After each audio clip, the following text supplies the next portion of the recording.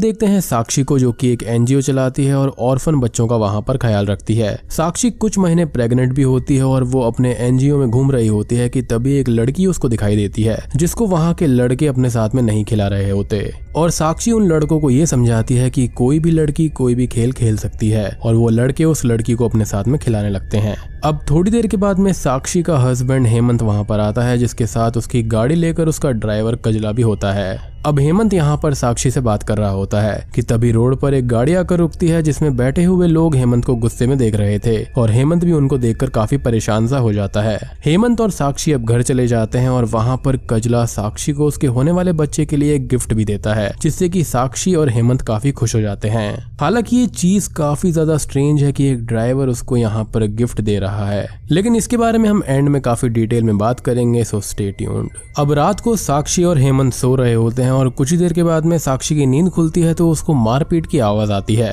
और वो घबरा कर नीचे जाती है तो कुछ लोग हेमंत को बहुत ही बुरी तरह से पीट रहे थे, और वो लोग किसी चंदेल नाम के आदमी के गुंडे थे, जिससे हेमंत ने कर्जा लिया हुआ था। वो लोग हेमंत को 24 घंटे का टाइम देते हैं और पैसा ना मिलने पर उसको और साक्षी को जान से मार डालने की धमकी देकर वहां से चले जाते हैं। साक्षी इस बात से बहुत परेशान हो जाती है और हेमंत उसको ये बताता है कि उसने बिजनेस शुरू करने के लिए लोन लिया था, लेकिन प्रोडक्ट सप्लायर सारे पैसे लेकर भाग गया। अब साक्षी यहाँ पर सजेस्ट करती है कि उनको कुछ दिन के लिए कहीं और चले जाना चाहिए, जिससे कि उनको टाइम मिल जाएगा और ये मैटर सॉल्व भी हो जाएगा। ऐसा साक्षी और हेमंत को खुद से ज्यादा अपने होने वाले बच्चे की फिक्र थी। अब रात को उनके पास में कजला आता है और वो उनको ये बोलता है कि वो लोग यहाँ से 300 किलोमीटर दूर कजला के गाँव में चल सकते हैं, जहाँ पर गिनती के 5 ही घर है और वहाँ पर कोई भी उनको नहीं ढूंढ सकता। उस गाँव के बारे में कजला ये बताता है कि उस गाँव में एक घर तो उसका है और दूसरा घर उसके भाई का है। अब रास्ते में चलते हुए वो लोग थोड़ी बहुत बात करते हैं और सुबह होते होते गांव पहुंच जाते हैं। गांव पहुंचकर कजला उनको पैदल जाने का रास्ता बता देता है और कार को वहां पर रखकर चला जाता है। अब साक्षी और हेमंत यहाँ पर गन्ने के खेतों के बीच से आगे बढ़ते हैं और ये बिल्कुल यहाँ पर किसी भूल भुलैया जैसा होता है, और पता नहीं क्यों जब भी मैं इस टाइप का कोई सीन देखता हूँ तो मुझे into the tall grass movie की याद आ जाती है। और उस मूवी की जो स्क्रिप्ट थी वो मैंने कई साल पहले बनाई थी और वो आज भी एक स्क्रिप्ट के रूप में ही मेरे लैपटॉप में पड़ी हुई है। खैर, साक्षी और हेमंत उस खेत में काफी टाइम तक घूमते रहते हैं और उनको कोई भी रास्ता नहीं मिल रहा होता। थोड़ी देर के बाद में आगे जाते हुए साक्षी और हेमंत थोड़ा हंसी मजाक करते हैं और एक स्केयर क्रो के पास में आकर रुक जाते हैं, जो कि उस खेत का एक टाइप से चौराहे जैसा था। अब साक्षी यहाँ पर प्रेग्नेंट थी और थक भी गई थी, तो हेमंत उसको वहीं पर रुककर आराम करने को बोलता है और खुद आगे जाकर घर को ढूंढने के लिए बोलता है और तुरंत ही वापस आने का बोलकर वहां से चला जाता है। अब साक्षी वहां पर बैठी रहती है, जहां पर स्केयर क्रो थोड़ी सी मूवमेंट भी करता है, जिसको साक्षी नोटिस तो कर लेती है लेकिन इग्नोर कर देती है, और ये हॉरर मूवीज में अक्सर लोग इग्नोर बहुत ही ज्यादा करते हैं। अब साक्षी की नींद लग जाती है और जब उसकी नींद खुलती है तो वहां पर रात हो चुकी थी, जिससे अब साक्षी परेशान हो जाती है कि हेमंत अभी तक वापस क्यों नहीं आया और वो कहां पर रह गया होगा। साक्षी यहाँ वहां सब जगह ढूंढने लगती है और कुछ दूर जाने के बाद वो भटक सी जाती है, बट घूमते घूमते वो एक घर के पास पहुंचती है, जहां पर उसको हेमंत मिल जाता है। अब ये घर किसी और का नहीं बल्कि कजला का ही होता है, जहाँ पर उसकी बीवी भानो देवी पहले से ही हेमंत के पास में खड़ी हुई थी और वो साक्षी से बोलती है कि हेमंत उसको ढूंढने गया था, जिस पर हेमंत भी बोलता है कि वो काफी परेशान था उसके लिए। अब भानो देवी साक्षी को वेलकम करते हुए ग्रीट करने लगती है। भानो देवी ये बोलती है कि वो साक्षी और उसके बच्चे का यहाँ पर काफी अच्छे से ध्यान रखेगी, और भानो देवी साक्षी के आने से बहुत ही खुश भी थी। थोड़ी देर के बाद में सब खाना खाने बैठ जाते हैं, जहाँ पर साक्षी सबको प्लेट्स देकर खाने के लिए बैठती है, तो भानो देवी उसे रोक देती है और बोलती है कि वो हेमंत के बाद ही खाना खाएगी। अब हेमंत और कजला खाना खाने के बाद में बाहर बैठे होते हैं, जहाँ पर हेमंत कजला के खेतों की तारीफ करता है क्योंकि कजला की फसल काफी अच्छी थी, जिस पर कजला ये बोलता है कि ये तो ऊपर वाले की कृपा है, जिसका मीनिंग काफी डीप है, जो कि हम एंड में समझेंगे। अंदर खाना खाते हुए साक्षी भानो के घर के बारे में पूछती है, तो भानो उसको ये बताती है कि इस घर में पहले वो रहा करती थी और उसके साथ वाले कमरे में उसका देवर रहा करता था, जिसकी अब डेथ हो चुकी है, और इस घर को वो कभी भी ना खोलती अगर साक्षी और हेमंत यहाँ पर नहीं आते तो। खाने के बाद में वो दोनों बाहर जाती हैं और हेमंत भानो देवी को थैंक यू बोलता है, एज वो और कजला उसकी और साक्षी की इतनी हेल्प कर रहे थे। तो भानो देवी उसको ये बोलती है कि ये तो उसका फर्ज है, क्योंकि हेमंत ने भी पहले कजला की बहुत मदद की है। अब भानु देवी यहाँ पर सभी को दूध पीने के लिए देती है और साक्षी से बोलती है कि वो साक्षी और उसके बच्चे का पूरा ध्यान रखेगी। अब कुछ ही देर के बाद भानु और कजला अपने घर चले जाते हैं और साक्षी और हेमंत सोने के लिए चले जाते हैं, जहां पर साक्षी हेमंत को ये बोलती है कि भानु देवी थोड़े से पुराने ख्यालातों की है, एज वो ये मानती है कि पत्नी को पति के बाद ही खाना चाहिए एंड ऑल, जिस पर हेमंत मजाक करने लगता है। रात को हेमंत सो जाता है और साक्षी लेटे हुए अपने बच्चे से बात कर रही होती है। तभी उसका ध्यान दूसरे रूम यानी कि भानु देवी के देवर के कमरे की विंडो पर जाता है, जहाँ पर हम किसी स्ट्रॉन्ग प्रेजेंस को फील कर पाते हैं, लेकिन साक्षी उसको इग्नोर करके सो जाती है। अब सुबह साक्षी जागती है तो बाहर भानु हेमंत के घाव पर दवा लगा रही होती है और वो साक्षी को दवा दे देती है कि हेमंत को रोज लगा दे वो। अब कजला वहाँ पर आता है और वो हेमंत को अपने खेत दिखाने के लिए ले जाता है। उन दोनों के जाने के बाद में भानु साक्षी से बोलती है कि साक्षी ठीक से नहीं सो पाई, जिस पर साक्षी ये बोलती है कि नई जगह पर सोने से ऐसा ही होता है, और भानु बोलती है कि साक्षी को आदत लग जाएगी, जिस पर साक्षी ये बोलती है कि वो लोग तो 1-2 दिन के लिए यहाँ पर हैं और हेमंत ने उसको बताया होगा, जिसको सुनकर भानु थोड़ा सा अजीब बिहेव करती है और बोलती है कि यहाँ पर औरतें अपने पतियों का नाम नहीं लेती, जिसे सुनकर साक्षी को थोड़ा सा अजीब लगता है। साक्षी यहाँ पर अब भानु से बोलती है कि वो खेत देखने जाना चाहती है, जिस पर वो ये बोलती है कि वो लोग बाद में चले जाएंगे और वो अपने घर पर चली जाती है। थोड़ी देर के बाद में साक्षी भानु के देवर योगेश्वर के कमरे में जाती है, जो कि जला हुआ था, और वहाँ पर साक्षी को बहुत गंदी स्मेल आती है और वो वहाँ से बाहर चली जाती है, जहाँ पर हम अंदर एक प्रेजेंस को फील कर पाते हैं। अब साक्षी खेत देखने जाने लगती है और रास्ते में एक गन्ने के पत्ते पर नोट लगा देती है ताकि वो रास्ता याद रख पाए। साक्षी अब आगे जाती है तो उसको एक कुआं मिलता है, जिसमें वो झांक कर देखती है और तभी वहाँ पर हेमंत आकर उसको डरा देता है। साक्षी हेमंत से रूठ जाती है और वापस घर आ जाती है। घर आकर हेमंत साक्षी को बोलता है कि पैसों का अरेंजमेंट हो गया है, जिसके लिए उसको शहर जाना होगा और वो कजला के साथ में शहर चला जाएगा, जिस पर साक्षी बोलती है कि वो भी साथ चलेगी, लेकिन हेमंत उसको मना कर देता है कि अभी साक्षी का शहर जाना ठीक नहीं है, जिस पर साक्षी यहाँ पर उससे गुस्सा हो जाती है। कुछ ही देर के बाद में साक्षी उदास बैठी होती है तो भानु उसके पास में आती है और उसको उदास ना रहने को बोलती है, क्योंकि इससे बच्चे पर असर पड़ेगा, और भानु अब साक्षी और बच्चे को एक कहानी सुनाने लगती है। भानु कहानी सुनाती है, एक गांव में एक हरा भरा पेड़ था, जिस पर एक कौवा अपने परिवार के साथ खुशी खुशी रहा करता था। एक दिन उस पेड़ पर एक नागिन आ गई, जिसने उस पेड़ को जहरीला कर दिया और सारा पेड़ बंजर हो गया, और वो नागिन उस कौवे के अंडों को खा लिया करती थी, और वो कौवा जब भी अंडा दिया करता वो नागिन उसको खा जाती, जिससे कि वो कौवा बहुत ही दुखी रहने लगा। एक दिन उस पेड़ पर एक चिड़िया अपने परिवार के साथ में आई। अब कौवे ने एक योजना बनाई और उस चिड़िया के घोंसले में अपना अंडा रख दिया और अपने घोंसले में चिड़िया का अंडा ले आया। अब हमेशा की तरह नागिन आई और उस कौवे के अंडे को खा लिया, लेकिन वो अंडा इस बार कौवे का नहीं था, तो उसका बच्चा बच गया, जिसके बाद में कौवे ने अपनी जिंदगी हंसी खुशी बिताई। अब ये कहानी सुनाते सुनाते भानु इमोशनल हो जाती है और साक्षी भी यहाँ पर इमोशनल थी, और भानु साक्षी को लाइट अप करती है और उसके बाल बनाती है, उसके हाथ पर बिंदी बनाती है और उसके साथ टाइम स्पेंड करती है, जिससे कि साक्षी को काफी अच्छा लगता है और वो बहुत ही खुश हो जाती है। रात को अब भानु अपने घर जाने लगती है और साक्षी उससे बोलती है कि उसको भानु अपनी जैसी लगती है, जो कि साक्षी का बहुत ही ध्यान रखती है, जिसको सुनकर भानु देवी बहुत ही खुश हो जाती है। अब साक्षी अपने कमरे में जाती है कि तभी हम वहाँ पर पास में खड़े हुए एक बच्चे को कमरे में आता हुआ देखते हैं, जो कि थोड़ा सा झांक कर भाग जाता है, जिसको साक्षी नहीं देख पाती, और ये लड़का पूरे सीन वहीं खड़ा था, जिस पर हमारी नजर नहीं जाती। साक्षी अब यहाँ पर हेमंत से ये बोलती है कि उसको भानु के साथ में अच्छा लगता है और अब वो हेमंत के बिना कुछ दिन यहाँ पर रह लेगी और वो भानु के साथ में अपना टाइम स्पेंड करेगी, जिसे सुनकर हेमंत बहुत खुश हो जाता है। अगली सुबह साक्षी जागती है, तब तक हेमंत शहर जा चुका था और साक्षी बाहर आती है तो उसके घर के बाहर एक लेडी बैठी मिलती है, और ये वही लेडी है जिसको हमने मूवी की स्टार्टिंग में देखा था, जिसने कि अपना पेट काट दिया था, जिसके कट का बड़ा सा एक निशान साक्षी उस लेडी के पेट पर देख पाती है। अब भानु वहाँ पर आती है और वो उस लेडी पर गुस्सा करने लगती है और उसको डांटने लगती है और साक्षी को घर के अंदर ले जाती है। अंदर भानु साक्षी को बताती है कि वो लेडी भानु के ही बेटे राजवीर की पत्नी रानी है, यानी कि वो भानु की बहू है। भानु रानी के बारे में बताती है कि रानी प्रेग्नेंट थी, तब राजवीर बहुत खुश था और भानु भी, जो कि रानी का दिन रात ख्याल रखती थी। भानु ने रानी से खेत में जाने से मना किया था, लेकिन फिर भी रानी खेत में गई और एक दिन गिरने से उसका मिसकैरेज हो गया और उसका पेट कट कर कर बच्चा निकालना पड़ा, जिसका जख्म रानी के पेट पर है। बट हमने मूवी की स्टार्टिंग में कुछ और ही देखा था, जो कि हमें एंड में पता चल जाएगा कि आखिर वो था क्या। और बच्चे के मरने के बाद में रानी सदमे में चली गई और दोबारा कभी भी बोली ही नहीं। और राजवीर भी शहर चला गया, जो कि कभी भी लौटकर नहीं आया।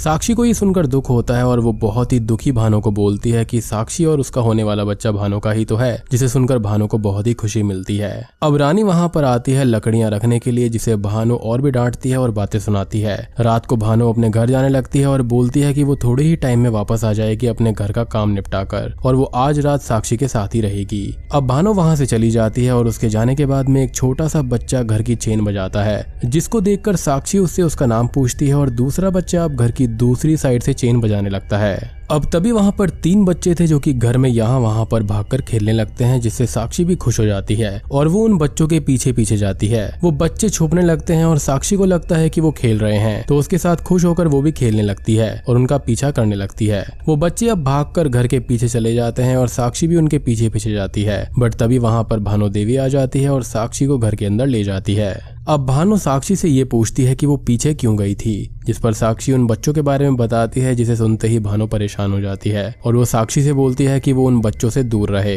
और वो बच्चे बदमाश हैं, जिस पर साक्षी को ये बात अजीब लगती है कि बच्चों से दूर रहने का क्या मतलब है, और वो भानु से बोलती है कि वो उनसे दूर नहीं रहेगी। तो भानु गुस्से में ये बोलती है कि रानी ने भी बात नहीं मानी थी और अब साक्षी अपनी मनमानी ना करे। साक्षी को भानु की ये बातें बहुत अजीब लगती है और वो दोनों रात में सो जाती है, और जब साक्षी की नींद टूटती है तो वो भानु को अपने बेड के साइड में ही बैठा हुआ पाती है, जो कि थोड़ी सी टेंशन में थी। और साक्षी उससे पूछती है कि वो यहाँ पर क्यों बैठी हुई है, तो भानु बोलती है कि उसको नींद ही नहीं आ रही है। अब अगले दिन साक्षी को फिर से वही बच्चे दिखाई देते हैं और वो पीछे के कमरे में जाती है, जहाँ पर इस बार वो बच्चे उसके सामने लुका छुपी खेल रहे थे और बार बार छुपते हैं और भागते हैं। साक्षी को वहाँ के रूम में एक रेडियो रखा हुआ मिलता है, जिसमें एक औरत की लोरी चल रही थी। उस लोरी के कुछ बोल ऐसे थे कि छोटी मैं लुका छुपी खेलने आ रही हूँ। साथ ही उस टेप में एक लेडी और कुछ बच्चों की रिकॉर्डिंग थी, जो कि खेल रहे थे और काफी खुश भी थे। अब साक्षी उस कमरे के अंदर जाती है तो हम उसके पीछे किसी औरत को खड़ा हुआ देखते हैं। साथ ही साक्षी के बाहर आने पर वो औरत एक बच्चे के साथ कमरे में खड़ी थी। अब साक्षी को वो बच्चे बहुत अच्छे लगते हैं और वो रेडियो अपने साथ ले जाने लगती है कि तभी भानु आती है और वो साक्षी से बोलती है कि वो उन बच्चों से दूर रहे, जिस पर साक्षी बोलती है कि वो दूर नहीं रहेगी क्योंकि वो बच्चे ही तो हैं। अब भानु और साक्षी की रानी के ऊपर भी बहस हो जाती है, जहाँ पर भानु रानी को बहुत बुरा बुरा बोलने लगती है कि रानी यहाँ पर एक बोझ है और ऐसा वैसा, लेकिन साक्षी यहाँ पर रानी को एक औरत ही मानती है। भानु अब गुस्से में आ जाती है और वो उस टेप रिकॉर्डर को फेंक देती है और साक्षी से बोलती है कि साक्षी का पति हेमंत बेटा चाहता है और साक्षी के पेट में बेटी है, जो कि भानु जानती है, जिस पर साक्षी बोलती है कि वो हेमंत को अच्छे से जानती है और वो ऐसी सोच का आदमी नहीं है। रात को हेमंत घर वापस आ जाता है और वो बोलता है कि पैसों का अरेंजमेंट हो गया है और वो बहुत खुश भी था। साक्षी हेमंत से बोलती है कि वो लोग यहाँ से चले जाएं क्योंकि भानु उनके बच्चे को लेना चाहती है, और साक्षी बहुत डरी हुई थी और परेशान भी थी, जिसको हेमंत काम डाउन करता है और जाने के लिए मान जाता है। अब वो लोग वहाँ से रात में ही जाने लगते हैं कि तभी कजला हेमंत पर अटैक कर देता है और भानु साक्षी को बेहोश कर देती है। अगले सीन में साक्षी को थोड़ा थोड़ा होश आता है तो भानु के साथ एक तांत्रिक के पास थी वो, और तांत्रिक यहाँ पर कोई रिचुअल कर रहा था, लेकिन साक्षी यहाँ पर फिर से बेहोश हो जाती है। अगले सीन में भानु साक्षी को उसके कमरे में छोड़ने जाती है और उसके हाथ पैर बांध देती है और अब वो अपने हिस्से का सच बताती है, जिसका फ्लैशबैक भी हम देख पाते हैं। भानु के 4 बच्चे थे, एक बेटा राजवीर और बाकी 3 छोटे बच्चे। भानु के देवर योगेश्वर की शादी होती है सुनैनी नाम की एक औरत से, जो कि एक डायन समान औरत थी, ऐसा उसका कहना था। सुनैनी शादी के बाद भानु के 3 बच्चों के साथ टाइम स्पेंड करने लगी और भानु के तीनों बेटे सुनैनी के साथ ही ज्यादातर रहते थे। भानु के बच्चे उससे दूर होते जा रहे थे और सुनैनी उन बच्चों को गलत गलत बातें सिखाती थी। काफी टाइम बीता और अब सुनैनी प्रेग्नेंट हो गई थी। एक दिन भानु ने सुनैनी को रोका और योगेश्वर ने भी उसको समझाया, लेकिन सुनैनी ने योगेश्वर का ही कत्ल कर दिया और भानु के 3 बच्चों को लेकर वो कुएं में कूद गई और अपनी जान दे दी। काफी टाइम बाद अब राजवीर की शादी हुई, जिससे सब बहुत खुश थे और अब चीजें गलत होने लगी थी। सुनैनी के मरने के बाद में उसकी स्पिरिट इस घर को हॉन्ट करने लगी और उसने ही रानी के होने वाले बच्चे को मारा, यानी कि प्रेगनेंसी के 8th मंथ में वो रानी को दिखने लगी थी। अब अपना वंश आगे बढ़ाने के लिए राजवीर की दूसरी शादी की गई और दूसरी बीवी को भी मार दिया गया उसके बच्चे के साथ, और तीसरी के साथ में भी ऐसा ही हुआ। अब भानु ने अपने वंश को बचाने के लिए एक उपाय निकाला और राजवीर को शहर भेज दिया जहाँ पर उसकी शादी हुई, और अब वो तब से वहाँ पर शहर में ही है। और शहर में राजवीर की बीवी भी अभी 8th मंथ में है और अब साक्षी का भी 8th मंथ लग गया है। तांत्रिक ने भानु को बोला था कि जो कोई भी औरत अपने 8th मंथ में इस घर के अंदर 3 दिन तक रह लेगी और सुनैनी से बच जाएगी तो भानु के परिवार पर लगा हुआ श्राप हट जाएगा। भानु साक्षी को बोलती है कि उसको यहाँ 3 दिन रहना होगा और वो अगर रह लेती है तो राजवीर का बच्चा बच सकता है। अब तभी भानु वहाँ से चली जाती है साक्षी को अकेला छोड़कर, और अब हम उस कमरे में सुनैनी की इविल स्पिरिट को देखते हैं जो कि साक्षी के पेट पर हाथ रख देती है। अब अगली सुबह साक्षी जागती है और खुद को खोलकर अपना पेट देखती है जिसके ऊपर एक बर्न्ड हैंड का मार्क था। साक्षी अब सब जगह हेमंत को ढूंढने लगती है और वो पीछे के कमरे तक जाती है जहां पर वो रेडियो अपने आप आ जाता है और लोरी प्ले होने लगती है जिससे साक्षी काफी डर जाती है। साक्षी अब अपने कमरे में जाती है जहां पर वही 3 बच्चे थे और वो साक्षी से बोलते हैं कि उसके पेट में छोटी बच्ची है और उसको वो लोग ले जाएंगे, बट वो बच्चे हैं ना, वो सब ठीक कर देंगे। वहीं अब सुनैनी की आवाज आती है और साक्षी उससे डर जाती है और वो बच्चे भी गायब हो जाते हैं। अब साक्षी को सुनैनी और वो भानु के 3 बच्चे हर जगह दिखाई देने लगते हैं जो कि लुका छिपी खेल रहे होते हैं सुनैनी के साथ में, और सुनैनी भी दिखाई देती है उसको हर जगह। वो बच्चे और सुनैनी साक्षी को हर जगह दिखाई देते हैं जो कि कुएं में कूद जाते हैं और साक्षी इससे घबरा जाती है और उसको भानु की बात याद आती है कि यहाँ 3 दिन तक जो कुछ भी दिखेगा भ्रम ही होगा, और साक्षी खुद को संभालती है कि ये सब भ्रम है। अब तक साक्षी इससे काफी डर चुकी थी और वो वहां से भागने की कोशिश करती है, बट खेत में वो भटक जाती है और बहुत घूमने के बाद भी वहां से बाहर नहीं निकल पाती, और अब तक यहाँ पर रात भी हो गई थी।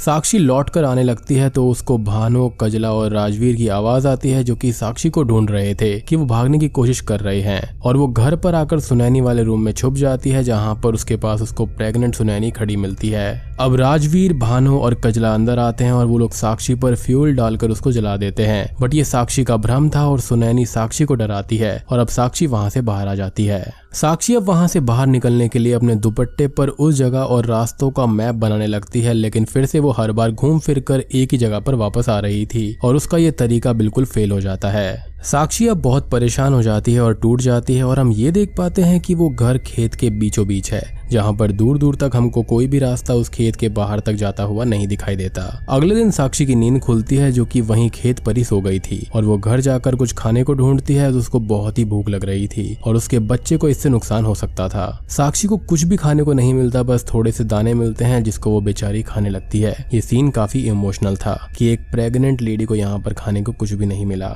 जबकि भानु ने तो ये बोला था कि वो उसका ख्याल रखेगी, झूठी औरत। खैर, साक्षी को वही बच्चे और सुनैनी फिर से खेलते हुए मिलते हैं और अब वो देखती है कि वो बच्चे और सुनैनी बैठे हुए थे जहाँ पर सुनैनी प्रेग्नेंट थी, और वो उन बच्चों को बोलती है कि उसके पेट में एक बच्ची है, जिसके लिए सुनैनी बहुत खुश थी और वो बच्चे भी। अब तभी भानु देवी वहां पर आती है जो कि बच्ची के नाम पर यानी कि लड़की या फिर छोरी के नाम पर सुनैनी को बहुत ही खरी खोटी सुनाती है और योगेश्वर से कहकर उसकी पिटाई लगवाने लगती है। योगेश्वर सुनैनी को पीट रहा होता है कि तभी वो 3 बच्चे आते हैं, सुनैनी को एक नाइफ देते हैं खुद को बचाने के लिए, और सुनैनी यहाँ पर रोते हुए ये बोलती है कि योगेश्वर उसकी बेटी यानी कि छोरी को छोड़ दे। योगेश्वर को अब और गुस्सा आ जाता है और वो सुनैनी को और मारने लगता है, बट इस बार बच्चे उसको रोकने के लिए उसके पैर पकड़ते हैं जिससे कि वो गिर जाता है और गलती से सुनैनी के हाथ का नाइफ उसको लग जाता है और योगेश्वर की वहीं ऑन द स्पॉट डेथ हो जाती है। भानु देवी अब वहां पर आती है और वो योगेश्वर की मौत के लिए सुनैनी को दोष देने लगती है, जिस पर सुनैनी रोते हुए ये बोलती है कि उसने कुछ भी नहीं किया और ये सब कुछ एक हादसा था। अब तभी वहां पर रानी दिखाई जाती है और राजवीर की बाकी बीवियां भी दिखाई जाती है, जिनको सुनैनी नाइफ देती है और वो अपना पेट काट लेती हैं। साक्षी इससे बहुत डर जाती है और घर पर खुद को संभालने की कोशिश कर रही होती है, जहां पर अब उसको बगल वाले कमरे में आग दिखाई देती है और साक्षी बड़बड़ाती है कि सुनैनी बेकसूर थी। साक्षी अब उस कमरे में जाती है तो उसको कोई दिखाई नहीं देता, बट उसका पेट जलने लगता है जिससे साक्षी को बहुत तकलीफ होती है और वो नीचे गिर जाती है। कुछ देर के बाद में साक्षी को होश आता है तो वो अपने पास जली हुई सुनैनी को लेटी हुई देखती है और उसकी बच्ची भी वहां पर थी और वो 3 बच्चे भी वहां पर बैठे थे जो कि बोल रहे थे कि वो बच्ची का ख्याल रखेंगे। अब साक्षी को फिर से होश आता है तो वहां पर कोई भी नहीं था और उसका पेट भी जला हुआ था और अब वो प्रेग्नेंट भी नहीं थी। साक्षी अब घबराती है और बाहर भागकर जाती है उस कुएं के पास में, जहां पर कजला ये बोल रहा होता है कि बेटों से वंश आगे बढ़ता है। राजवीर साक्षी की बच्ची को लेता है और कुएं में फेंक देता है और भानु और कजला बताते हैं कि ये उनकी प्रथा है जिससे कि अच्छी फसल होती है। साक्षी ये सब देखकर बहुत ही ज्यादा डर जाती है और वो तीनों वहां से हंसते हुए चले जाते हैं और साक्षी उस कुएं में झांक कर देखती है तो उस कुएं के अंदर बहुत सारी बच्चियों की लाश पड़ी हुई थी, जिनको पैदा होते ही यहाँ पर फेंक कर मार दिया गया था प्रथा के नाम पर। अब साक्षी यहाँ पर बहुत रोने लगती है और ये सब वो विजन्स में देख रही थी, यानी कि ये सब रियल नहीं था बल्कि सुनैनी उसको ये सब दिखा रही थी। थी कि असल में हुआ क्या है। साक्षी यहाँ पर काफी ज्यादा रो रही थी और वो आगे बढ़ती है तो उसको वही टेप रिकॉर्डर मिलता है जिस पर लोरी चल रही थी। साक्षी आगे खेत में जाती है तो उसको वो 3 बच्चे मिल जाते हैं और वहाँ पर अब सुनैनी भी आ जाती है जो कि साक्षी को नाइफ देती है और अब उसका असली जला हुआ रूप हम देख पाते हैं जो कि बहुत जोर से चिल्लाते हुए रोने लगती है। और अब साक्षी वो नाइफ ले लेती है और ना चाहते हुए भी अपने पेट को काटने लगती है और रोते हुए सुनैनी से भीख मांगती है कि वो उसको और उसकी बच्ची को छोड़ दे। और तभी यहाँ पर सीन शिफ्ट हो जाता है। अब हम साक्षी को घर पर देखते हैं जिसके पास भानु आती है जो कि बहुत खुश थी कि साक्षी का बच्चा और वो बच गई, मतलब कि भानु की बहू बच गई है। अब हेमंत और कजला भी वहाँ पर आते हैं और हेमंत साक्षी से बोलता है कि उन लोगों को यहाँ से चले जाना चाहिए और ये लोग बहुत ही खतरनाक हैं। लेकिन साक्षी अब ये बोलती है कि वो सबके असली चेहरे यहाँ पर दिखा कर जाएगी। और दोस्तों अब यहाँ पर खुलते हैं असली पत्ते। साक्षी अब सारी कहानी बताती है जिसका हम फ्लैशबैक भी देख पाते हैं। साक्षी अब सारा सच बोल देती है कि सुनैनी को बच्ची होने वाली थी और वो भानु के 3 बेटों को अपनी बच्ची के बारे में बताती थी। तो ये चीज भानु को अच्छी नहीं लगी और उसने योगेश्वर से कहकर सुनैनी को पिटवाया। लेकिन यहाँ पर गलती से योगेश्वर की जान चली गई थी। उसके बाद में सुनैनी की 8th मंथ प्रेगनेंसी में उसको भानु और कजला ने राजवीर से जिंदा जलवा दिया था और जली हुई सुनैनी ने एक बच्ची को जन्म दिया जिसको अपनी अच्छी फसल की प्रथा के नाम पर उन लोगों ने कुएं में फेंक दिया। और अपनी बच्ची के लिए सुनैनी भी कुएं में कूद गई और सुनैनी और अपनी होने वाली बहन को बचाने के लिए नादान 3 बच्चे भी कुएं में कूद गए थे। यानी कि असल में ये सब हुआ था, ना कि यहाँ पर भानु की बताई हुई बकवास बात हुई थी। अब यहाँ पर कजला और भानु सुनैनी को ही गलत बोलते हैं लेकिन साक्षी यहाँ पर सब कुछ देख चुकी थी। उसने सुनैनी की कहानी, उसका दर्द महसूस किया था तो वो उनकी बातों को काट देती है कि वो लोग झूठे हैं। अब सुनैनी के मरने के बाद में राजवीर की शादी हुई और सुनैनी की स्पिरिट ने सबके बच्चों को मार दिया ताकि भानु और कजला का जो वंश है वो आगे ना बढ़ पाए। भानु यहाँ पर ये बोलती है कि उसकी बहुओं को तो सुनैनी ने ही मारा है, जिस पर साक्षी बोलती है कि ये भी झूठ है क्योंकि बहुओं को यहाँ पर भानु और कजला के कहने पर राजवीर ने मारा था क्योंकि जिंदा रहकर वो किसी काम की तो थी नहीं, बच्चा तो वो पैदा भी नहीं कर सकती थी और जिंदा रहने पर भानु और कजला का सच सबके सामने आ जाता। और इसका फ्लैशबैक भी हम देख पाते हैं। और रानी यहाँ पर इसलिए बच गई थी क्योंकि वो तो पहले से ही सदमे में थी और वो सब कुछ बोलना छोड़ चुकी थी। सुनैनी ने सिर्फ अपनी कहानी सबको बताई थी, उसने किसी को मारा नहीं था। और हम फ्लैशबैक में देखते हैं कि साक्षी ने सुनैनी से बोला था कि वो उसको छोड़ दे और साक्षी समझ चुकी है उसके दर्द को। सुनैनी ने साक्षी को छोड़ दिया था और अब यहाँ पर एक और शॉकिंग चीज रिवील होती है और यहाँ पर फाइनल पत्ते रिवील होते हैं कि हेमंत यहाँ पर कोई और नहीं बल्कि भानु देवी और कजला का बेटा राजवीर ही है जिसने शहर जाकर साक्षी को फंसाया और उससे शादी करी। मीनिंग कि अब तक भानु जिस बेटे और बहू के बारे में बात कर रही थी वो राजवीर और साक्षी ही थे। बेसिकली यहाँ पर भानु देवी ने तांत्रिक के जरिए एक रिचुअल किया कि अगर यहाँ पर वो प्रेग्नेंट बहू 3 दिन तक टिक जाएगी तो उसका बच्चा बच जाएगा और उनके ऊपर से ये श्राप खत्म हो जाएगा। और 2 चीजें और थी कि वो अपना वंश आगे बढ़ाना चाहती थी, तो अगर लड़का हुआ तो बहुत अच्छी बात है और अगर नहीं हुआ तो वो उसको सैक्रिफाइस कर देंगे प्रथा के तौर पर, जिसको वो ये कह देंगे कि उससे उसकी फसल अच्छी होगी। मतलब यहाँ पर फीमेल फोर्टिसाइड को यहाँ पर हॉरर के रूप में दिखाने की कोशिश करी गई है कि आज भी गांव के अंदर ऐसा होता है और जो कि काफी खतरनाक है और काफी इमोशनल भी है और ऐसा नहीं होना